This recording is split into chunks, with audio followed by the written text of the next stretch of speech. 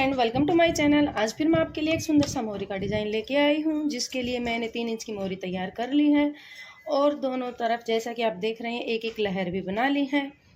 अब डिज़ाइन के लिए देखिए, सबसे पहले नीचे की तरफ 2.5 इंच पे निशान लगाने हैं।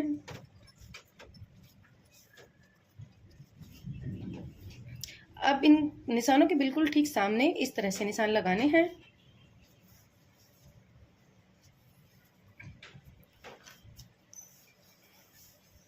और अब इन निशानों को मिलाना है। पहले सीधी सिलाई इस तरह से निशान को मिलाना है और फिर देखिए इस तरह से तिरछे में इस तरह से लहर बनाते हुए निशान को मिलाना है और फिर सीधी सिलाई लगानी है।